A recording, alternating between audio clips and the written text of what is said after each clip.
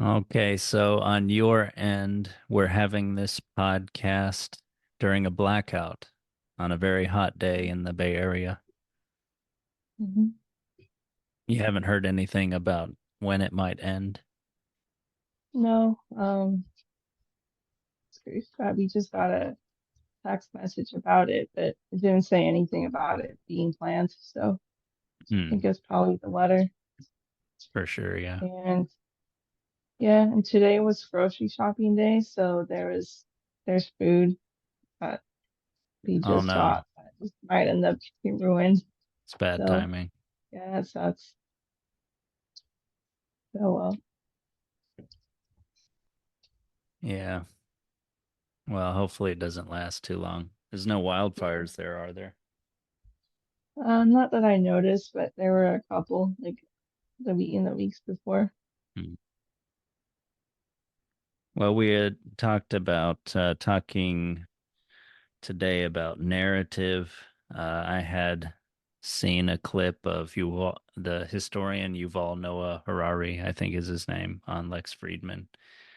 And yeah, wrote down something in the journal, just a little, very kind of what I found was a powerful idea. That idea that humans are superior to have prevailed over other species like Neanderthals because of our story making and collective believing capacity, which is very powerful. Things like countries, and money are stories that people collectively believe and that bring them together. But this especially hit me when the stories do not serve things and people, but people serve them when it goes the other way around. This can be very bad in society and history. Yeah, I thought that was very powerful. So yeah, he lives in the Middle East where especially, he talked about how, Jerusalem is just a normal city like anywhere else, but this particular building or this particular site is where a special figure from history walked or did something. And that's why it's really special. It's this retelling of this story connected to this site that makes this place sacred and also fought over.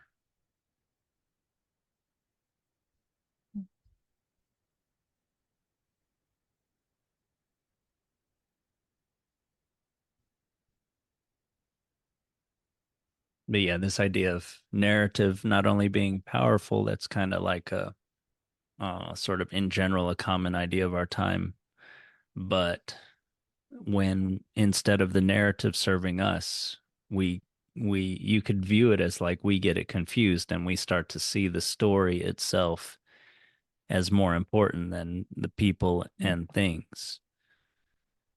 To me, yeah, that this is bad. That seems like a very powerful idea when it seems like if we could keep in mind, and I think Eastern religions do keep this in mind more, the sort of irony about stories and that people and things are more important, that society, that events, that human lives are more important than the stories themselves. But I think I wonder if maybe you could say in the Abrahamic religions, we tend to view the stories as more important than everything else sometimes. And, Mm-hmm. maybe that helps lead to religious wars and xenophobia and everything. Hmm.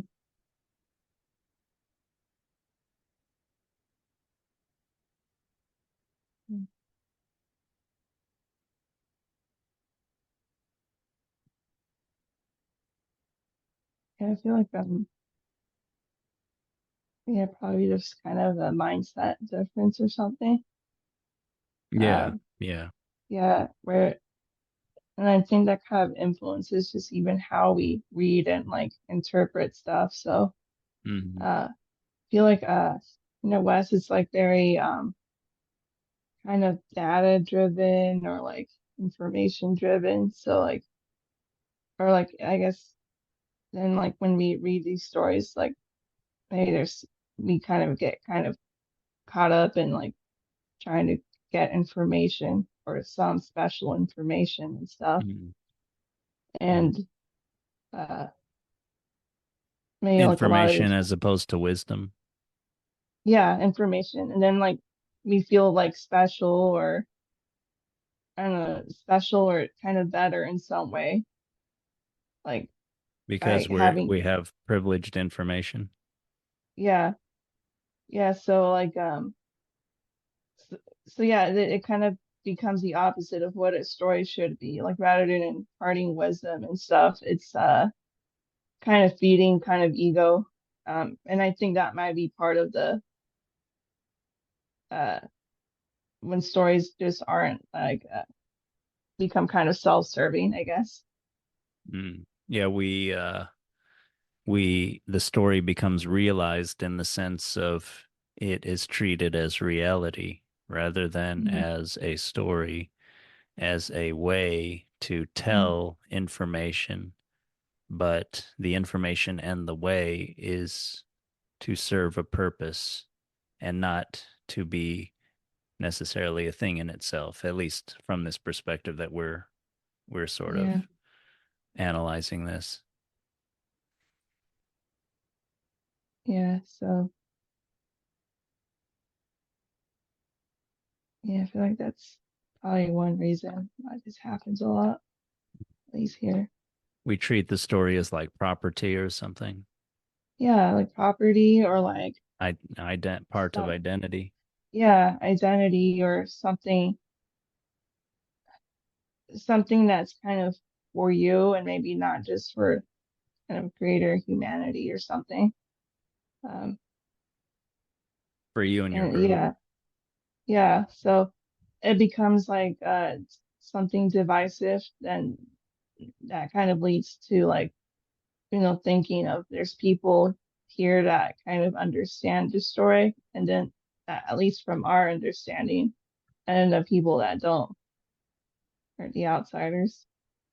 Yeah, at least from our understanding, I think that's especially an older way that Christians thought used to think. I mean, they of course had religious wars over different interpretations and conceptions Mhm. of God.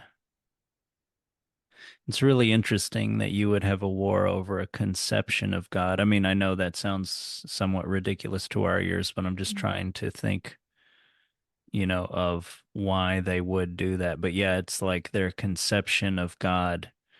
They must have viewed the conception as part of the holiness, the sacredness, the reality of God. And if someone else has a different conception and they're arguing for that, they are in maybe in some way committing blasphemy. Hmm. They are doing some disrespect, some wrong to God. Hmm. And you Yeah. must, yeah, you can't let that happen. Yeah, that's I guess where like the serving the story part comes from that quote, because you kind of see it as something you need to protect or defend. When it's really when the story itself is just something that, you know, Yeah, it's meant to serve doesn't really us. require that. Yeah, it's meant to serve and not cause all of these problems Yeah. that Yeah. people are causing on its behalf. Yeah.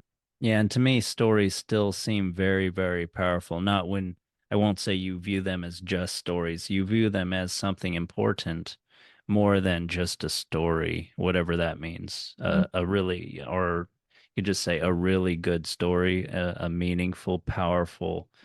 Yeah. And it could be part of a sacred canon and you bless that and everything. But yeah, when you start to treat it as something more than that, and yeah, it has a reality greater than things and people, that seems, yeah, to get put the cart before the horse. Mhm. But yeah, I just thought that was a very powerful idea. Just thought I might share Yeah. that. Yeah.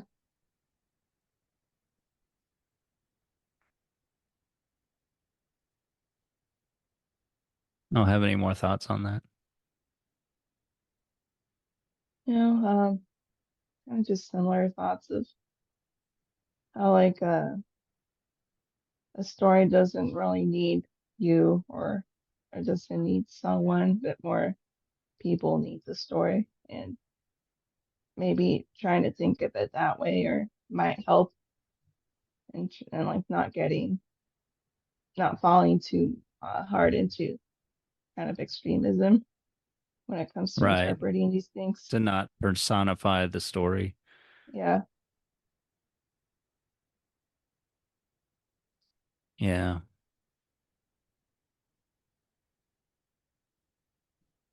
Yeah, to not personify the story, to not, dare we say, deify it, but instead Yeah. to, yeah, the things that are people, and the things that are things,